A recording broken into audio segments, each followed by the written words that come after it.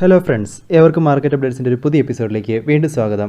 അങ്ങനെ നോക്കിക്കഴിഞ്ഞാൽ ഒരു റേഞ്ച് ബൗണ്ടഡ് ആയിട്ടുള്ള റാലിയായിരുന്നു ഇന്ത്യൻ മാർക്കറ്റിൽ കാണാനുണ്ടായിരുന്നത്. നിഫ്റ്റിയിൽ നോക്കിക്കഴിഞ്ഞാൽ 14 പോയിൻറ്റ്സിൻ്റെ ഡിക്ലൈനോടുകൂടി 17,355-ലും, സെൻസെക്സിൽ 127 പോയിൻറ്റ്സിൻ്റെ ഡിക്ലൈനോടുകൂടി 58,177-ലും, ബാങ്ക് നിഫ്റ്റിയിൽ 211 പോയിൻറ്റ്സിൻ്റെ ഡിക്ലൈനോടുകൂടി 36,471-ലുമായിരുന്നു ക്ലോസ് ആയിട്ടുണ്ടായിരുന്നത്. സെക്ടറൽ വൈസ് മാർക്കറ്റ് നോക്കിക്കഴിഞ്ഞാൽ ഇന്ന് മീഡിയ, മെറ്റൽ സെക്ടറുകളായിരുന്നു ഔട്ട് പെർഫോം ചെയ്തിട്ടുണ്ടായിരുന്നത്. നല്ലൊരു മാർക്കറ്റിനെ ഒരു സപ്പോർട്ടുകൾ അല്ലെങ്കിൽ മാർക്കറ്റിനെ മൂവ് ചെയ്ത സെക്ടർ എന്ന് പറയാൻ ഇവരായിട്ടായിരുന്നു നിന്നത്. 1% മുകളിലുള്ള ഗെയിനുകൾ ഈ ഒരു രണ്ട് സെക്ടറിലും റിപ്പോർട്ട് ചെയ്യപ്പെട്ടു. അതുപോലെ തന്നെ ബാങ്കിങ് ആൻഡ് ഫിനാൻഷ്യൽ സെക്ടറായിരുന്നു ഇന്ന് ഏറ്റവും കൂടുതൽ സെല്ലിംഗ് പ്രഷർ നേരിടുകയും ചെയ്തത്. ഇനി നിഫ്റ്റിയിൽ നോക്കിക്കഴിഞ്ഞാൽ 30 സ്റ്റോക്കുകൾ അഡ്വാൻസസിലും ബാക്കി 20 സ്റ്റോക്കുകൾ ഇന്ന് ഡിക്ലൈനിലുമാണ് നിന്നത്.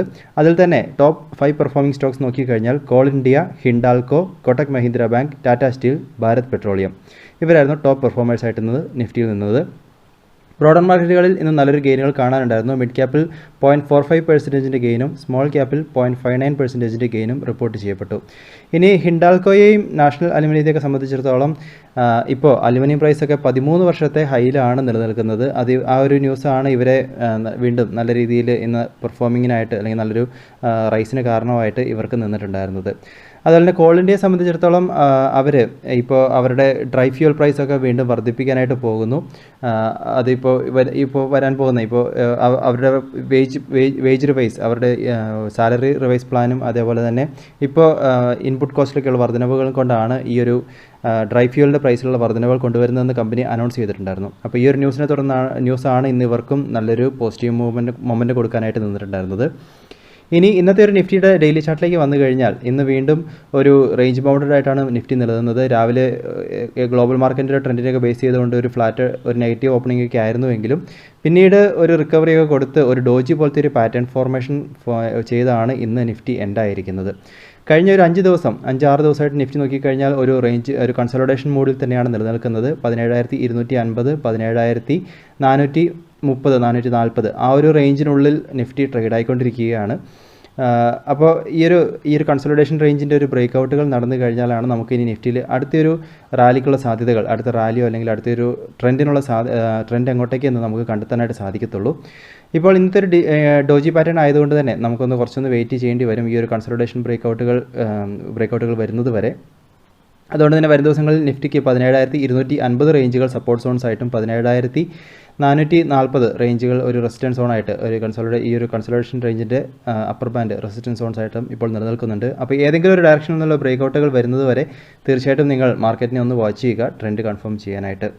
ഇനി ഈ ഒരാഴ്ച നോക്കിക്കഴിഞ്ഞാൽ ക്യാബിനറ്റ് മീറ്റിങ്ങിൻ്റെ ഒരു ഡിസ്കഷൻ നടക്കാൻ പോകുന്നു എന്നൊരു അപ്ഡേറ്റുകൾ കണ്ടിട്ടുണ്ടായിരുന്നു. അതിൽ തന്നെ ഓട്ടോ അതേപോലെ തന്നെ ടെലികോം സെക്ടറിനുള്ള PLI സ്കീമിനെ സംബന്ധിച്ച് ഡിസ്കഷൻസ് നടക്കാൻ സാധ്യതയുണ്ട് എന്നൊരു അപ്ഡേറ്റുകൾ കണ്ടിട്ടുണ്ട്.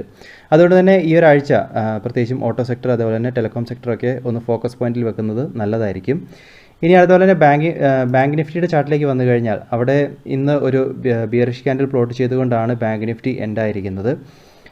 ബാങ്ക് നിഫ്റ്റിയെ സംബന്ധിച്ചിടത്തോളം ഇനി 36,200, 36,000 റേഞ്ചുകളായിരിക്കും ഒരു സപ്പോർട്ട് സോൺസ് ആയിട്ട് ഇപ്പോൾ നിലനിൽക്കുക. അതുപോലെ തന്നെ ഓൾ ടൈം ഹൈ 37,000, 37,100 റേഞ്ചുകൾ റെസിസ്റ്റൻസ് സോൺസ് ആയിട്ടും ബാങ്ക് നിഫ്റ്റിക്ക് നിലനിൽക്കുന്നു.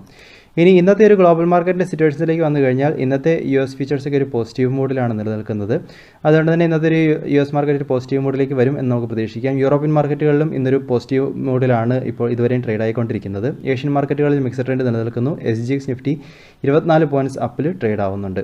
അതുകൊണ്ട് തന്നെ ഒരുപക്ഷെ നമുക്ക് മാർക്കറ്റിൽ വീണ്ടും ഒരു ഗെയിനിനുള്ളൊരു സാധ്യതകൾ ഈ ഒരു സമയത്ത് പ്രതീക്ഷിക്കാം. അതുമാത്രമല്ല ഇൻസ്റ്റിറ്റ്യൂഷൻ ആക്ടിവിറ്റി നോക്കിക്കഴിഞ്ഞാൽ ഫോറിൻ ഇൻസ്റ്റിറ്റ്യൂഷൻ്റെ ഭാഗത്തു നിന്നും ഇതിനൊരു നെറ്റ് പർച്ചേസ് വന്നിട്ടുണ്ട് 1,419 കോടിയുടേത്.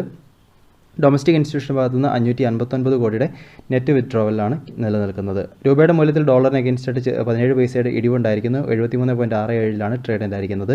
ഇൻസ്റ്റിറ്റ്യൂഷനും അതുപോലെ തന്നെ ഗ്ലോബൽ മാർക്കറ്റുകളും ഒരു സപ്പോർട്ടീവായിട്ട് വരാനുള്ള സാധ്യതകളാണ് കാണുന്നത്. അതുകൊണ്ട് തന്നെ നാളത്തെ മാർക്കറ്റിൽ ഒരു പോസിറ്റീവ് മൂഡിനുള്ള സാധ്യതകൾ പ്രതീക്ഷിക്കാം. തീർച്ചയായിട്ടും രാവിലെ SGX നിഫ്റ്റി ഒന്ന് വാച്ച് ചെയ്യുക. അപ്പോൾ നമുക്ക് അതിനെ ബേസ് ചെയ്തുള്ള ഒരു ഓപ്പണിംഗ് പ്രതീക്ഷിക്കാം. ഇനി സ്റ്റോക്കുകളെ സംബന്ധിച്ചിടത്തോളം HAL അതേപോലെ തന്നെ ഇന്ദ്രപ്രസ്ഥ ഗ്യാസ് ഈ ഒരു 2 സ്റ്റോക്കുകൾ നിങ്ങളൊന്ന് ട്രാക്ക് ചെയ്യുക. ഒരു ബുള്ളിഷ് അതേപോലെ റിവേഴ്സൽ അല്ലെങ്കിൽ ഒരു ബുള്ളിഷ് റാലിക്കുള്ള സാധ്യതകൾ ഈ ഒരു 2 സ്റ്റോക്കിലും കാണുന്നുണ്ട്. അതുപോലെ തന്നെ ദീപക് നൈട്രേറ്റിൽ നോക്കിക്കഴിഞ്ഞാൽ ഒരു കൺസോളിഡേഷനൊക്കെ ശേഷം ഇന്നൊരു ബുള്ളിഷ് ബ്രേക്ക് ഔട്ടുകൾ കൊടുത്തിട്ടുണ്ട്. തീർച്ചയായിട്ടും ഈ ഒരു സ്റ്റോക്കിനെ നിങ്ങളുടെ ട്രാക്കിങ്ങിൽ വെക്കുക.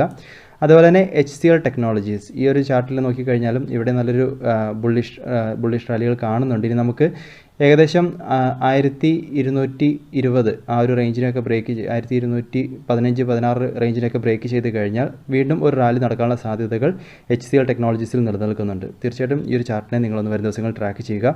ഹിന്ദുസ്ഥാൻ സിംഗിൾ നോക്കിക്കഴിഞ്ഞാൽ നല്ലൊരു ബുള്ളിഷ് ക്യാൻഡിൽ ഇന്ന് പ്ലോട്ട് ചെയ്തിട്ടുണ്ട്, വളരെ സ്ട്രോങ് ആയിട്ടുള്ള ഒരു ബുള്ളിഷ് ക്യാൻഡിൽ. അതുപോലെ തന്നെ പ്രീവിയസ് ഹൈയിൽ നിന്നുള്ള ബ്രേക്കൗട്ടുകൾ നടന്നിട്ടുണ്ട്. ഇനി നമുക്ക് ഏകദേശം 337 മുകളിലേക്ക് ഒരു ഓപ്പണിംഗ് കിട്ടുകയാണ് എന്നുണ്ടെങ്കിൽ വരും ദിവസങ്ങളിൽ 350 വരെയുള്ള റാലിക്കുള്ള സാധ്യതകൾ നിലനിൽക്കുന്നുണ്ട്. തീർച്ചയായിട്ടും ഈ ഒരു സ്റ്റോക്കിനെ നിങ്ങളുടെ വാച്ച് ലിസ്റ്റിൽ വെക്കുന്ന കാര്യം ശ്രദ്ധിക്കുക. DLFൻ്റെ സ്റ്റോക്കിലും ഒരു ബുള്ളിഷ് റിവേഴ്സൽ പോലെ കൺഫർമേഷൻ കാണുന്നുണ്ട്. അപ്പോൾ നമുക്കിനി ഈ റാലികൾ തുറന്നു കഴിഞ്ഞാൽ 348, 350 അതേപോലെ തന്നെ അതിൽ നിന്നും വീണ്ടും ബ്രേക്കൗട്ടുകൾ നടന്നു കഴിഞ്ഞാൽ 356, 357 റേഞ്ച് വരെയുള്ള പോകാനുള്ള സാധ്യതകൾ നിലനിൽക്കുന്നു. തീർച്ചയായിട്ടും DLFനെ നിങ്ങൾ വരും ദിവസങ്ങളിൽ ഒന്ന് ട്രാക്ക് ചെയ്യുക. കൺഫർമേഷൻ നിങ്ങൾക്കൊരു ഫീലിംഗ് ആയിക്കഴിഞ്ഞാൽ തീർച്ചയായിട്ടും ട്രൈ ചെയ്യുന്ന കാര്യം ശ്രദ്ധിക്കുക. ഫിനോലെക്സ് കേബിളിൻ്റെ ചാർട്ട് നോക്കിക്കഴിഞ്ഞാൽ നല്ല സ്ട്രോങ് ആയിട്ടുള്ള ബുള്ളിഷ് ക്യാൻഡിൽ കഴിഞ്ഞ 2-3 ദിവസങ്ങളിൽ കാണുന്നുണ്ട്. വോളിയത്തിലും നല്ലൊരു വർധനവുകൾ വന്നുകൊണ്ടിരിക്കുന്നു. തീർച്ചയായിട്ടും വരും ദിവസങ്ങളിൽ 519, 520 മുകളിലേക്ക് ഒരു ഓപ്പണിംഗ് വന്നു കഴിഞ്ഞാൽ ഈ സ്റ്റോക്കിനെയും നിങ്ങൾ തീർച്ചയായിട്ടും ഒന്ന് കൺസിഡർ ചെയ്യുക. ഇനി അടുത്തൊരു പ്രധാനപ്പെട്ട അപ്ഡേറ്റുകളിലേക്ക് പോയി കഴിഞ്ഞാൽ ആദ്യമേ തന്നെ ഓറിയൻ പ്രോ സൊല്യൂഷനെ സംബന്ധിച്ചിടത്തോളം അവർ 38 കോടി വർത്ത് ചെയ്യുന്ന ഒരു significant order Madhya Pradesh police department ഭാഗത്തു നിന്നും വിൻ ചെയ്തതായിട്ട് അപ്ഡേറ്റുകളിൽ കാണിച്ചിരിക്കുന്നു. സിറ്റി സർവൈലൻസ് സിസ്റ്റത്തിൻ്റെ ആനുവൽ മെയിൻ്റനൻസ് ഓപ്പറേഷനുമായിട്ട് ബന്ധപ്പെട്ടാണ് ഈ ഓർഡറുകളെന്നാണ് അപ്ഡേറ്റുകളിൽ കാണിച്ചിരിക്കുന്നത്. ഇന്ന് നോക്കിക്കഴിഞ്ഞാൽ സ്റ്റോക്കിൽ ഏകദേശം 1.18% ഡിക്ലൈനും ഈ ഒരു മാസം മുഴുവൻ നോക്കിക്കഴിഞ്ഞാൽ 1.25% ഡിക്ലൈനും റിപ്പോർട്ട് ചെയ്യപ്പെട്ടിട്ടുണ്ട്.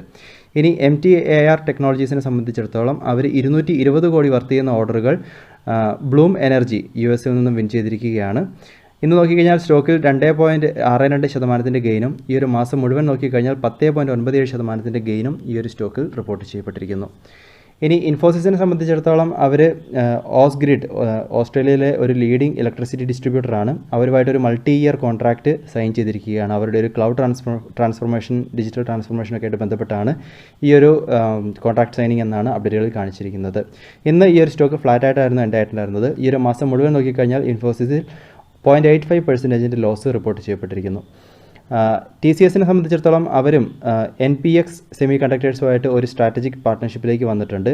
NPX സെമി കണ്ടക്ടേഴ്സിൻ്റെ ഒരു ഡിജിറ്റൽ ട്രാൻസ്ഫോർമേഷൻ അതുപോലെ തന്നെ യൂസർ എക്സ്പീരിയൻസ് ഒക്കെ വർദ്ധിപ്പിക്കുക എന്നുള്ളൊരു കോൺട്രാക്റ്റാണ് ഇവർ സൈൻ ചെയ്തിരിക്കുന്നത്. ഇന്ന് നോക്കിക്കഴിഞ്ഞാൽ സ്റ്റോക്കിൽ 1.42% ഗെയിനും ഈ ഒരു മാസം മുഴുവൻ നോക്കിക്കഴിഞ്ഞാൽ 1.56% ഗെയിനും റിപ്പോർട്ട് ചെയ്യപ്പെട്ടിരിക്കുന്നു. ഇനി അടുത്തായിട്ട് സൊമാറ്റോയെ സംബന്ധിച്ചിടത്തോളം അവരുടെ ഗ്രോസറി ഡെലിവറി ബിസിനസ്സൊക്കെ ഈ ഒരാഴ്ചയോടുകൂടി നിർത്താൻ പോകുന്നു എന്നൊരു അപ്ഡേറ്റുകൾ കണ്ടിട്ടുണ്ടായിരുന്നു. ഈ ഒരു കഴിഞ്ഞ 2 വർഷത്തിനുള്ളിൽ നോക്കിക്കഴിഞ്ഞാൽ രണ്ടാമത്തെ പ്രാവശ്യമാണ് ഇവർ ഈ ഒരു ഗ്രോസറി ഡെലിവറി ബിസിനസ്സൊക്കെ ഓപ്പൺ ചെയ്തിട്ട് വീണ്ടും ക്ലോസ് ചെയ്യുന്നത്. ഇന്ന് നോക്കിക്കഴിഞ്ഞാൽ സ്റ്റോക്കിൽ 1.55% ഗെയിൻ റിപ്പോർട്ട് ചെയ്യപ്പെട്ടിട്ടുണ്ടായിരുന്നു. ഇനി കോൾ ഇന്ത്യയെ സംബന്ധിച്ചിടത്തോളം നമ്മൾ ഇവർ വാർത്ത പറഞ്ഞു കഴിഞ്ഞു ഇവരുടെ ഒരു പ്രൈസ് ഹൈക്ക് വരുന്നു എന്നുള്ള വാർത്തയായിരുന്നു ഇന്ന് ഇവരെ മെയിൻ ഫോക്കസ് പോയിന്റിൽ വെച്ചിട്ടുണ്ടായിരുന്നത്. 10 മുതൽ 11% പ്രൈസ് ഹൈക്കാണ് ഇവർ ഡ്രൈ ഫ്യൂവലിൽ കൊണ്ടുവരാൻ ഇൻട്രൊഡ്യൂസ് ചെയ്യാനായിട്ട് പോകുന്നത്. അപ്പോൾ ഈ ഒരു ന്യൂസിനെ തുറന്ന് നോക്കിക്കഴിഞ്ഞാൽ ഇന്ന് 4% ഗെയിനും അതുപോലെ തന്നെ ഈ ഒരു മാസം മുഴുവൻ നോക്കിക്കഴിഞ്ഞാൽ 6% ഗെയിനും കോൾ ഇന്ത്യയിൽ കാണാനായിട്ടുണ്ടായിരുന്നു. ഇനി ജെറ്റ് എയർവേസിനെ സംബന്ധിച്ചിടത്തോളം അവർ 2022 അവരുടെ ഡൊമസ്റ്റിക് ഓപ്പറേഷൻ വീണ്ടും ആരംഭിക്കാൻ പോകുന്നു എന്നൊരു അപ്ഡേറ്റുകൾ കൊടുത്തിട്ടുണ്ട്. അതുപോലെ തന്നെ ഇൻ്റർനാഷണൽ ഓപ്പറേഷൻസൊക്കെ ഈ 2022 Q3 അല്ലെങ്കിൽ Q4 ആരംഭിക്കാൻ സാധ്യതകൾ എന്നാണ് അപ്ഡേറ്റുകളിൽ കാണാനുള്ളത്. അതുമാത്രമല്ല ഈ ഒരു ഫിനാൻഷ്യൽ ഇയർ നോക്കിക്കഴിഞ്ഞാൽ ഏകദേശം 1000 എംപ്ലോയീസിനെ അവർ ഹയർ ചെയ്തു എന്നും റിപ്പോർട്ടുകളിൽ കണ്ടിട്ടുണ്ടായിരുന്നു. അപ്പോൾ ഈ ഒരു ന്യൂസൊക്കെ വന്നതിനെ തുടർന്ന് ഇന്ന് ഈ ഒരു സ്റ്റോക്ക് 5% അപ്പർ സർക്യൂട്ടിൽ ലോക്കായിട്ടുണ്ടായിരുന്നു. ഇനി നാളെ നോക്കിക്കഴിഞ്ഞാൽ സൻസെറ എഞ്ചിനീയറിംഗ് ഓട്ടോമോട്ടീവ് കമ്പോണൻറ്റ് മാനുഫാക്ചറാണ്. അവരുടെ IPO ഓപ്പൺ ആകാൻ പോകുന്നു. 14 മുതൽ 16 തീയതി വരെ ആയിരിക്കും സബ്സ്ക്രിപ്ഷനുള്ള വിൻഡോ ഓപ്പൺ ആയിട്ടുണ്ടാവുക. 734 മുതൽ 744 രൂപ പെർ ഷെയറിലാണ് പ്രൈസ് ബാൻഡ് സെറ്റ് ചെയ്തിരിക്കുന്നത്. 20 ഷെയറിൻ്റെ ലോട്ടായിട്ട് വേണം അപ്ലൈ ചെയ്യാനായിട്ട്. തീർച്ചയായിട്ടും ഈ ഒരു IPO നിങ്ങൾ അനലൈസ് ചെയ്യുക. ഫീൽ ചെയ്യുന്നുണ്ടെങ്കിൽ തീർച്ചയായിട്ടും ട്രൈ ചെയ്യുക. ഇനി നാളെ 2 IPOകൾ മാർക്കറ്റിൽ ലിസ്റ്റ് ആവാൻ പോവുകയാണ്. അമി ഓർഗാനിക്സ് അതേപോലെ തന്നെ വിജയ ഡയഗ്നോസ്റ്റിക്സ്. അമി ഓർഗാനിക്സിനെ സംബന്ധിച്ചിടത്തോളം 10 മുതൽ 25% ഒരു ലിസ്റ്റിംഗ് ഗെയിനുള്ള സാധ്യതകളാണ് അനലിസ്റ്റുകളൊക്കെ പ്രൊഡിക്റ്റ് ചെയ്തിരിക്കുന്നത്. 150 രൂപയുടെ ഒരു ഗ്രേ മാർക്കറ്റ് പ്രീമിയത്തിൽ റണ്ണായി എന്നൊരു അപ്ഡേറ്റുകളൊക്കെ കണ്ടിട്ടുണ്ടായിരുന്നു. വിജയ ഡയഗ്നോസ്റ്റിക്സ് എന്നിരുന്നാലും ഒരു ഫ്ലാറ്റോ ആയിട്ടോ അല്ലെങ്കിൽ ഒരു ഡിസ്കൗണ്ട് പ്രൈസിലോ ഓപ്പൺ ആവാനുള്ള സാധ്യതകളും അനലിസ്റ്റുകൾ ഷെയർ ചെയ്യുന്നു. അപ്പോൾ ഇതൊക്കെയാണെന്ന് പറയാനുള്ള പ്രധാനപ്പെട്ട അപ്ഡേറ്റുകളായിട്ട് നിലനിൽക്കുന്നത്. തീർച്ചയായിട്ടും ഈ പറഞ്ഞ ന്യൂസുകളും സ്റ്റോക്കുകളും നിങ്ങളുടെ അനാലിസിസിനായിട്ട് മാത്രം ഉപയോഗിക്കുക. കണ്ടെത്തുന്ന കാര്യങ്ങളൊക്കെ തീർച്ചയായിട്ടും ഷെയർ ചെയ്യുക. പുതിയ അപ്ഡേറ്റ്സ് ആയിട്ട് നമുക്ക് വീണ്ടും കാണാം. അതുവരെ this is Tony signing off.